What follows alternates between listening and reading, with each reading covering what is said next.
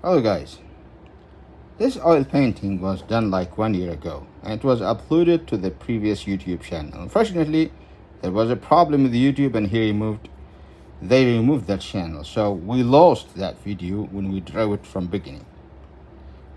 But it is not finished yet. Now we will do the unfinished work. We will continue the work that is still left in this painting to finish it up. And we will use this time pencil colors because it is already dry. So we used first the oil colors. We left it to dry for 1 year. And now we are going to use the pencil colors. So let's go.